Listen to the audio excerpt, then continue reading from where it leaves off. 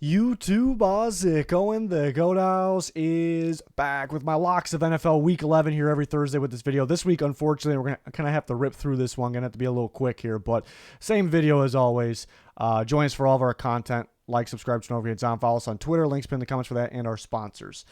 Starting with the spread lock. Last week, we had the Steelers against the Packers. Going to go with the Chargers against the Packers. Steelers cut it close, but I love the matchup for the Chargers. Herbert and company can throw on anybody, but anybody can run on the Packers. I think they'll get Eckler and even Josh Kelly going. I think they'll cover that 3. Defensively, they struggled against the Lions. Packers are not the Lions offensively or just in general, so I like the Chargers winning by at least a touchdown in this game. Also like the Lions, that spreads down from 10 to 7.5 since Fields is playing, but he's been out for a bit. Bears recently haven't seen that Lions offense. Lions defense has struggled against the Ravens and the Chargers, but not the Bears. So I do like the Lions to win by more than 10 points. And the Vikings, I have winning the game, but they could lose, but it should be 1 or 2 points. Confident with that if they do. So plus 2.5 there. There's not a last 2 weeks I liked a lot more in terms of what to bet on. This week's a little tougher, but I do like these ones. That's why they are on the video. Maybe more alternate lines being used this week and on a tougher week. Seems to be an easy week straight up, picking straight up, but alternate spreads like the Cowboys to cover that 4, you can bring it down a little bit, have them covering that 10. Dolphins covering this 6 against the Raiders. Raiders are hot, but they haven't seen the Dolphins. Dolphins off the bye. A-Chance coming back. The Lions -3, have them winning by more than 10. Vikings, if they get an extra 7 points, it should be an easy cover. Have them winning. In the Chargers +3. If you take it for -3, +3, we did something similar with the Steelers last week. So that looks pretty good as well. But been good on these alternate picks this year, as we should be. And then same with the straight-up picks. The locks, 9-1 on the year. I'm going to go with the Dolphins. I was back and forth between the Dolphins and the Cowboys, but I'm going to go with the Dolphins in this one off the bye. This is where they thrive, at home against kind of the mediocre, close to average teams. They're going to be too fast. I think the defense will continue to play better as well.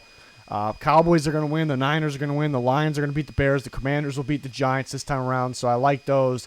It's a straight-up lock kind of week. The straight-up picks are a little easier this week, so we've been really good on those this year. Upsets, I'm really proud of myself about the upset locks. 7-2 on the year, forced to pick the best upset team of the week. I go with the Rams this week. They're getting a point. I like them beating the Seahawks in L.A. off the bye week. A couple guys, including Stafford, getting healthy. Seahawks, I still don't know about. Inconsistent on both, good, but inconsistent on both sides of the ball. And I also have the Vikings. I thought about which one to put as a lock. The Rams or the Vikings, back and forth on that. But we'll go Rams and Vikings for our upset picks, which we've been pretty good on. And then over-under locks, which we've been getting much better on recently. And the Giants and Commanders should say under. Giants can't score much with DeVito. That's pretty plain and simple. And the Commanders' offense is solid, but they struggled against the Giants' defense last time. I think they'll do more this time, but not enough to get over that 37 because they're pretty much going to have to do it themselves. They're not going to do that. And then Bucs-Niners, which could be a little tricky, but that over-under seems low. I think the Niners can get 30 themselves. So those are my 2 favorite over-unders. So then kind of ranking my best bets plus putting in a parlay there. Chargers was my favorite against the spread pick, so we'll put that in there. And then the Lions money line against the Bears is under -500, so I like that a lot. So if you pair those two together, it's a pretty good parlay. The Cowboys -4 is an alternate line. That's also a good option if you want to pair that with the Chargers. Or if you have a boost and you want to pair 3 easy things, Lions money line, Cowboys -4, Commanders money line. But you can swap the Lions, Cowboys if you want. If you want the 3 game, that's what I would go with. You want the 4 game, Commanders, you can bump the Commanders up a bit. Like those options. Some other options, the Dolphins -6, the Vikings +3. So kind of split I just really like the Vikings at 3. They're 2.5. If you get them at 3, it's great. They should either win the game, lose by no more than 3. And then I do like the Rams money line. We threw that in there as well if you want to add some extra odds. Best bet's been 51-29 this year. So I do think the last 2 weeks were easier than this week. We kind of killed it the last 2 weeks, but I do like these options too. Again, pretty solid odds for some of these money line teams. You think the odds would be like -550, -600, but they're minus 350 to 450 in that range, like kind of the Lions and Commanders type games. So interesting. So those are some of the options I like. And Thursday night, I'm not in love with. I like these picks, but I'm not in love with them. I mean, Lamar is probably my favorite prop over 8.5 rushing attempts. The Bengals are struggling to stop the run. He should get 10 rushing attempts. He should get there. So that's a pretty good prop. Tanner Hudson's very appealing because he's been getting more and more action, especially with T. Higgins out and them kind of switching up their play styles.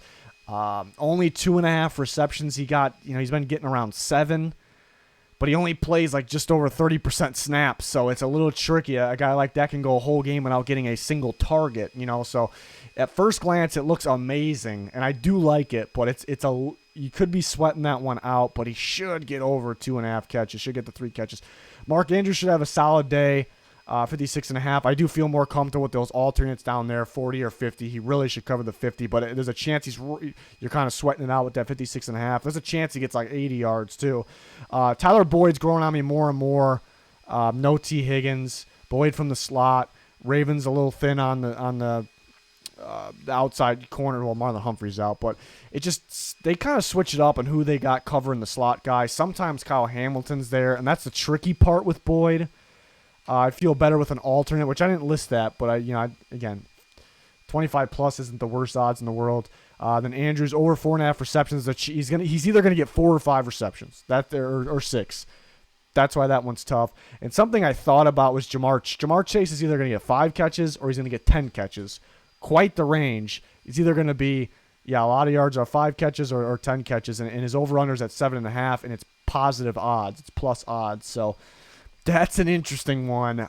Again, I'm not in love with the whole lot with like throwing money at it. I like these, but it's tough this week. And you see some of the alternates. Andrews, Gus Edwards should get over 40. His over-under's like not too much higher than that, but he's only going to get 10 or 11 carries, so I'd keep it right at 40 if you're going to do it. Lamar, 20. It's not the best odds, 25 plus rushing, and Chase get over 60. Again, throw Boyd in there, 25 plus, 40 plus if you don't like the 45.5.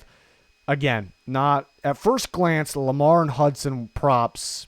One, obviously you love the Andrews alternates, like a Boyd 25 plus. Like those are great, but you're just not getting great odds. But in terms of props, Lamar and Hudson are my favorite. There's nothing I just want to throw all my money at, though. Other weeks have been much, much better. But with the Bengals' rush defense, Lamar should run 10, 11 times. And Hudson's been getting around good targets. They've been scheming more plays for him. He should get that, but it's one of those where, if you lose and at the end of the night you lose it and you go, I guess, why did I bet on a guy that plays like 30 or 35% snaps? I guess, sometimes that happens. So it's a little tricky on that one, but it looks good. It looks good. So we're always talking with you guys on Twitter about the stuff leading up to the game. So join us there. Any link you're looking for, pin in the comments for social media sponsors, more. Check out our content, like, subscribe to notifications on. It's going to do it. Thanks for watching. Goodbye.